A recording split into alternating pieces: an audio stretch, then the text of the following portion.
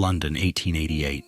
The streets of Whitechapel were dark, crowded, and dangerous. Poverty filled every corner of the city and violent crime was common. But on the morning of August 31st, something happened that would terrify London for generations. A woman named Mary Ann Nichols was found murdered in a narrow street. At first, police believed it was another tragic crime in a city already struggling with violence. But investigators quickly noticed something unusual. The attack appeared deliberate, calculated. Whoever committed it had disappeared without leaving a clear trail behind. As word spread through Whitechapel, fear began to grow. Women were afraid to walk alone at night. Police increased patrols. Newspapers demanded answers.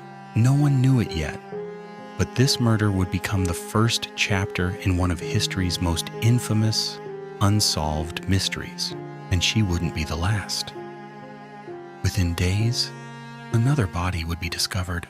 Before we continue, if you're enjoying this documentary, like, subscribe, and share for more forgotten legends.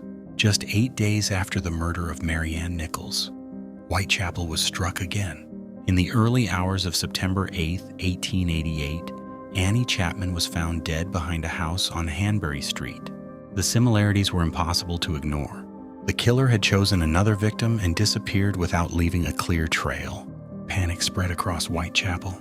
Women feared walking alone at night, and residents began organizing patrols to protect their streets. Newspapers printed terrifying headlines every day. Rumors spread through London. Some believed the killer was a doctor.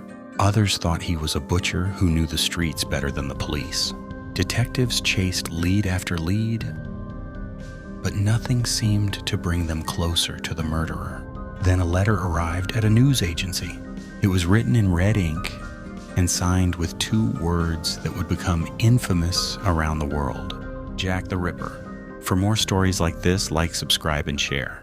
The name Jack the Ripper spread across London. Newspapers printed it everywhere, and fear gripped Whitechapel. Then, on September 30th, 1888, the killer struck again. Just after midnight, Elizabeth Stride was found murdered in a narrow street. Investigators believed the attack had been interrupted before the killer could finish. But the nightmare wasn't over. Less than an hour later, Catherine Eddowes was found dead in Mitre Square. The killer had struck twice in one night and escaped both times. Panic exploded across London. Residents locked their doors. Patrols filled the streets. Detectives faced enormous pressure to catch the murderer. Newspapers soon gave the night a name that would never be forgotten: the double event. That night, he killed twice. London had never seen anything like it. The double event shocked London. Police increased patrols and detectives searched Whitechapel day and night. Witnesses came forward with reports of suspicious men, but their descriptions rarely matched. Every lead seemed to end in frustration. Newspapers published new theories every day. Some believed the killer had medical knowledge. Others thought he was a local resident hiding in plain sight. Despite the growing investigation, Jack the Ripper continued to avoid capture. The city lived in fear, wondering where he would strike next. But even with witnesses and clues, nobody could identify the killer. The theories were only beginning. As the months passed, the murders stopped. But the mystery only grew deeper. Police investigated dozens of suspects, yet no one was ever charged.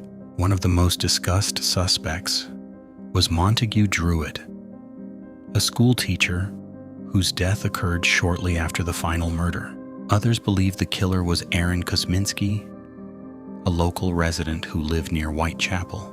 Some detectives thought he fit the profile, but there was never enough evidence to prove it. Over the years, many more names were suggested.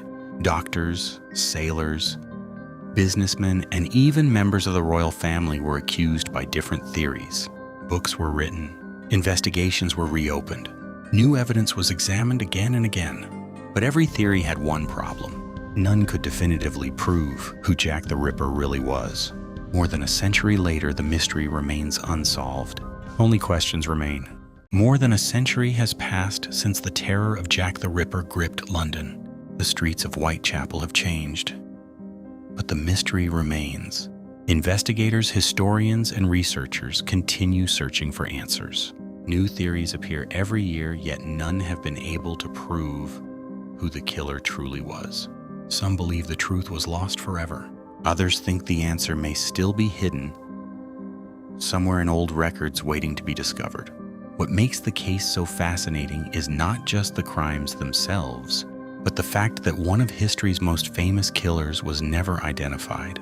Jack the Ripper vanished into history, leaving behind fear, questions, and a mystery that refuses to die. Who do you think Jack the Ripper really was? Like, subscribe, and share for more forgotten legends. New documentary episodes every Friday.